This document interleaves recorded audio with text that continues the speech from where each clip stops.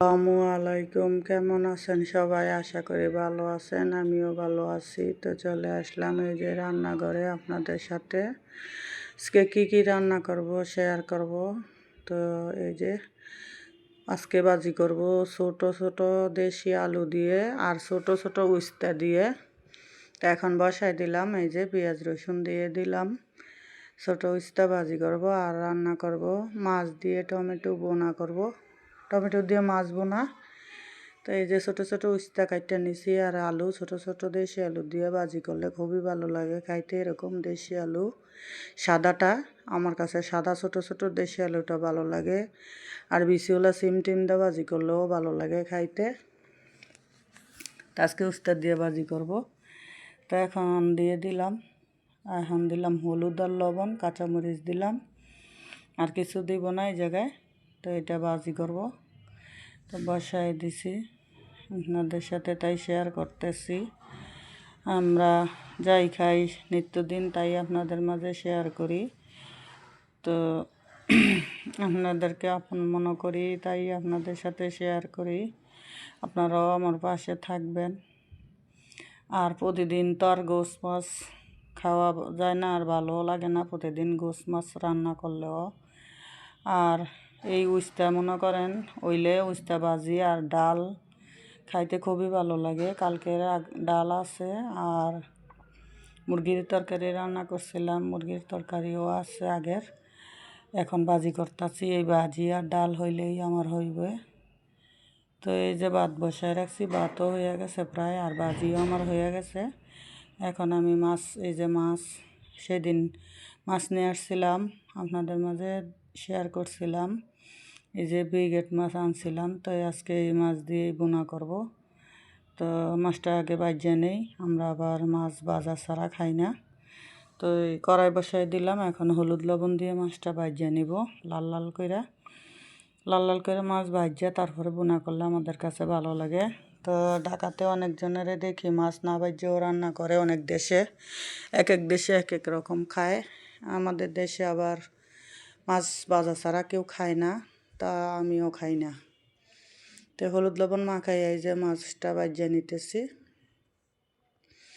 আপনারা কে কীভাবে খান কমেন্টে জানাইবেন। আর আমার রান্না বান্না আপনাদের কাছে কেমন লাগে তাও কমেন্টে জানাইবেন, আমি যেভাবে রান্না করি। তো এক এক দেশে এক এক রকমের রান্না বান্না। তো আমার মাছ ভাজা হয়ে গেছে, এখন আমি এই যে মাছ ভাজার তাওয়াতে একটু তেল ছিল, তো তেলটা দিয়ে দিলাম, ওইটাতে আমি মাছের তরকারি বোনা করব এখন। তো মাছ রান্না করি আর যাই রান্না করি, শীতকাল তো এখন মনে করেন, আর আমার মেয়ে তো অসুস্থ জানেন, ওই মাছ গোস কিছুই খায় না, সারাদিনে এক বেলাও খায় না ভাত। তো আমরাই রান্না করি, আমরাই খাই। ওই মাছ তো পছন্দ করে না, আগে ভাজি করে দিলে মাছ একটু খাইতো, এখন আর খায় না। তো যদি কোনো সময় দুই একটা ভাত খায় তাহলে ওরে বাহির থেকে চিকেন স্টিক কিনে দিলে দুই তিনটা মুখে দেয় ভাত। সারাদিনে একবার খায়। আর না হইলে নুডলস পানি দিয়ে রান্না করে দিই 10 টাকা দামের প্যাকেটগুলা। আর দুধ টুধ গরম করলে মনে করেন তাইলে একটু খায়। ডিম টিমও বেশি একটা খাইতে চায় না, একটা ডিম সিদ্ধ করলে খায় দুইটা। ওরে ডাক্তারে বলছে প্রতিদিন 4টা 5টা করে ডিম খাইতে, আর একটা ডিম সিদ্ধ করে দিলেই ওই বমি করা শুরু করে দেয়, খায় না। এখন পর্যন্ত আজকে 7 মাস হয়েছে অপারেশন করাইছি, এখনও ওষুধ খানাত আছে অ্যান্টিবায়োটিক। তো এই প্রতি মাসে 15,000 টাকা অ্যান্টিবায়োটিকে ওষুধ সব মিলাইয়া অন্য ওষুধও খাওয়ানো লাগে। শব্দ করতাছ করে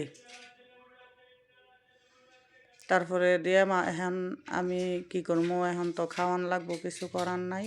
আর এই অ্যান্টিবায়োটিকগুলো খাইয়া মনে করেন রাতে সারা রাতে ঘুম হয় না, ঘুমায় না, কোনো ঘুম নাই। দিনের বেলা যাইয়া 10টার দিকে একটু ঘুমাইব, তখন আবার আসর রক্ত পর্যন্ত ঘুমাইব, ডাইকাও উঠান যায় না। তো এইভাবে না খাইয়া সারাদিন শুয়ে থাকলে তো ভালো মানুষও অসুস্থ হয়ে যাইব বলেন। তো খালি পেটে সকালবেলা একবার খালি পেটে না ভরা পেটে ওষুধ খাওয়া লাগে, কিন্তু করে ওই যে 10 টাকার একটা নুডলস পানি দিয়া জাল দিয়া কোনো রকম ওষুধ খাওয়াই, না হইলে একটা ডিম সিদ্ধ করে খাওয়াইয়া তারপরে সকালে ওষুধ খাওয়াই দেই। ঘুমাইব 10টা বাজে। একটা রুটিও পর্যন্ত খায় না, যে একটা রুটি খাই, রুটি খাই ওষুধ খাই। খালি পেটে ওষুধ খেলে কি কাজ হইব বলেন? তো ছোট মানুষ হইলে না হয় মাইরা দইরা খাওয়ান যায়, তো এইটারে কি খাওয়ান যায় মাইরা দইরা? তো ওর নিজের ভালো যদি হয় নিজে না বুঝে, তো এটা তো আর আমি কিছু বলার নাই, বলেন কি বলবো? তো আপনাদের কাছে তাই মনের কথা শেয়ার করলাম। পোলাপাইনেরে কথা বললে যদি কথা না শোনে তার কি করার বলেন? তো এই যে আমার রান্না শেষ, এখন ধনেপাতা দিয়ে তরকারিটা নামিয়ে নিব। আর এই বাসাটা অনেক সমস্যা হইতেছে আমার। এই বাসার মধ্যে মনে করেন কি যে রং করছে, রংগুলা সব জোরে জোরে বাসায় চাইরে সাইডটা পরে, পাকঘরের কোনো সৌন্দর্য নাই, কোনো কিচ্ছু নাই, মানে সব জায়গায় সমস্যার কোনো। এই যে দেখেন পাকঘরে আমি হাঁড়ি পাতিল ধুইতাছি, এই জায়গাটা কেমন? আপনারা ভাববেন যে ময়লা বানায় রাখছি, দেখেন মাজ্জা ডইলে এখন কিন্তু আমি ধুইছি। তো এই যে আমার রান্নাবান্না শেষ, ঘরে নিয়ে আসলাম। তো যদি ভালো লাগে ভিডিওটি, সবাই আমার পাশে থাকবেন, আমার জন্য দোয়া করবেন, আমিও আপনাদের জন্য দোয়া করি। সবাই ভালো থাকেন, সুস্থ থাকেন। আর আমি কি বলবো, তো এই যে রান্নাবান্না শেষ, সবাই ভালো থাকবেন, আল্লাহ হাফেজ।